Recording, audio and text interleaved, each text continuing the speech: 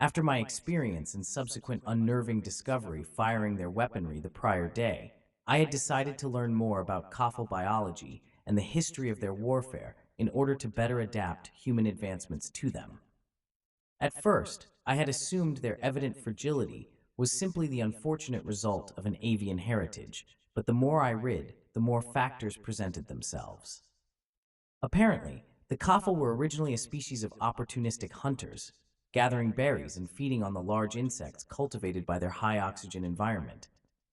They mainly walked, with flight being almost purely reserved for a quick escape, similar to the Archaeopteryx of prehistoric Earth.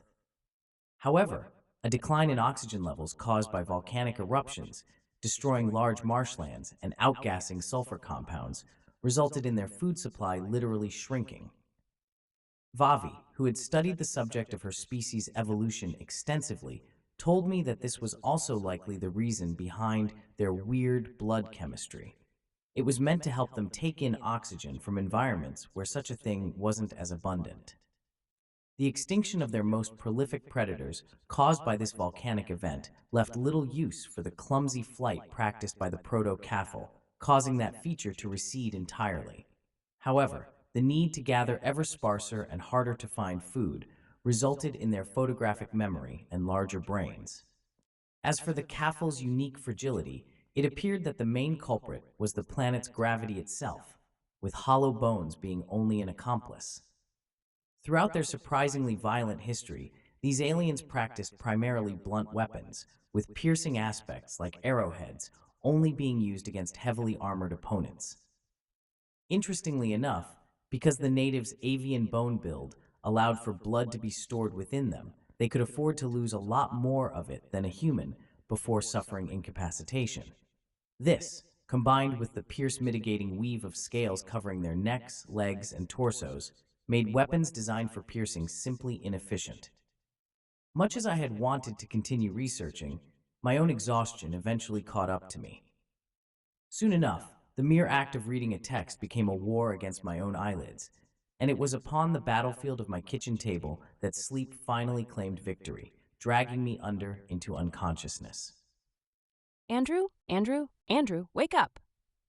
The distant sound of Vavi's melodic voice calling out from the ether and growing louder upon each repetition steadily roused me from slumber, to find myself face down upon a page of the book I'd been reading prior to falling asleep.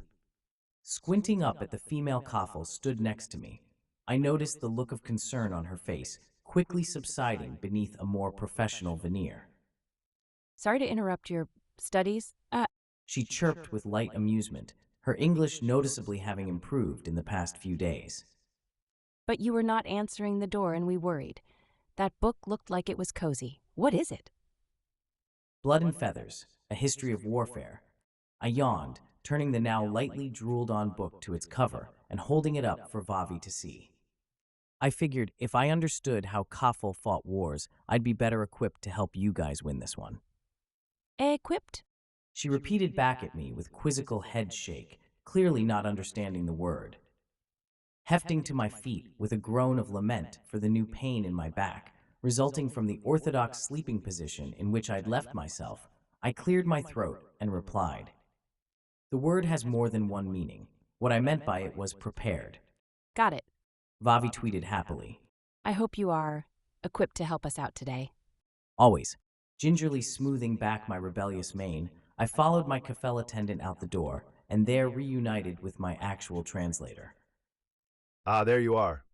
He began nonchalantly, picking at his claws in a gesture that reminded me of some people I used to work with back on Earth. I hope you're ready to make the rounds. Our techs are beginning to grow anxious. First on my itinerary for the day was to aid the aerospace department. Upon my arrival at the large and somewhat messy aeronautics lab, head engineer Dr. Ekleb rushed to greet me as his usual pleasant self. Apparently, they were working on new combat jet prototypes based upon blueprints acquired from the Destiny's computer and needed my help to adjust the designs for their planet's gravity. I, of course, was more than happy to oblige. Much as I enjoyed working with the other departments, it was in many ways relaxing to spend a few hours properly within my element. Following some minor wingspan adjustments, and the addition of a few extra quality of life improvements, blueprints were successfully drawn up for the Whitebird, Zintral's newest and most advanced military aircraft. Apparently, the Prime Minister set aside an entire production facility for the purposes of manufacturing human-designed gear, and so it was likely that within the next few S3, a few months, our creation would be a fixture of Allied runways across the battlefield. I must say, Eklib chirped, regarding me with polite yet burning excitement. these designs are beyond my greatest imaginings. The nation of Zintral owes you human, and if we ever get the chance to meet the rest of your kind, I'd love to offer them my thanks as well. Another thing discussed between us was what role I might be playing in their industry moving forward, If you would be willing, Mr. Andrew? stated one of the scientists, straightening out his tall, lanky posture before regarding me with a reverent bow. Once this war concludes, we would be deeply interested in having your assistance with the space program. Naturally, my reply to this offer was an affirmative one.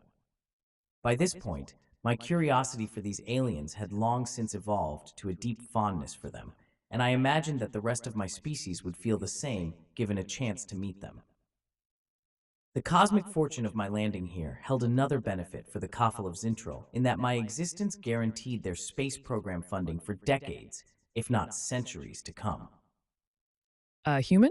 Began anew the same figure from moments prior, taking respite from his welding work to regard me with a curious expression.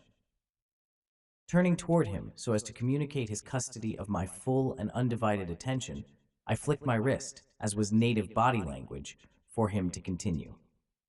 May I ask you a question? That's why I'm here, isn't it? I shrugged, seeing no real reason to turn him down. Hearing Chot's translation of my words, the scientist continued without pause. Do you plan on messaging your people anytime soon? I'm sure they would be ecstatic to hear from you. I hadn't thought of that yet. Since I arrived here, it had been within my plans to radio back at Earth, but within the chaos of helping these people, the idea ceased to cross my mind. What would I even say to them? I wondered. Surely they'd think I lost my mind if I merely sent them an audio message, not to mention that I'd be long dead before it arrived. The only ways to possibly get the message to them within my lifetime would be either FTL travel or quantum transmission. The idea of using quantum entanglement to communicate, which was practically impossible even back on Earth. I think I'll hold off on that a little, I concluded, gazing off into the distance as though listening directly for instructions from my home planet. This war will be long over by the time any message gets to them, and I'd rather not have to explain that I've been paperclipped by prehistoric parakeets. Usually, I tried to keep my words comprehensible enough, but sometimes it was entertaining to see the look on Chot's face as I threw him a curveball.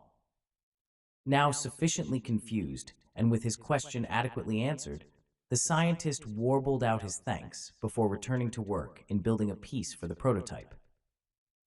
I just remembered. She chirped in English, grabbing onto my shoulder for some reason. I've been talking with computers department, and they said we'll have welcome gift ready now. We should see it.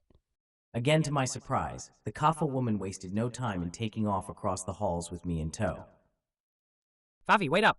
My translator growled from behind, jogging after us both at a surprisingly rapid pace, yet even so unable to assail Vavi's lead as she all but dragged me into my next shift at the computer lab. Inside, I noticed a majority of the technicians huddled around a small piece of wirework plugged into my laptop, which despite its okay condition had obviously been dismantled and put back together a few times. It didn't take too much more than a glance to decipher what exactly they were poring over. It was an earpiece modified from one of the buds I forgot I even brought. On the computer, curiously enough, was Clio. Is this what I think it is? I asked excitedly, leaning over the new invention alongside the remaining scientists. If you think it's a way to replace me, then no. Chot chuckled cheerfully, waddling over beside me and gently picking up the device before graciously placing it upon my ear. I'll still have to translate everything you say, but this little thing should at least help you understand us without my assistance. You told us you'd hold him off a little bit longer. One of the technicians began comically berating him in their native tongue, as the single noise-canceling bud quickly transcribed into my ears his actual meaning. Deciding that now would be a good time to prove their invention, I decided it would be entertaining to answer. He tried, but Vavi just couldn't wait. I replied in broken Kafal.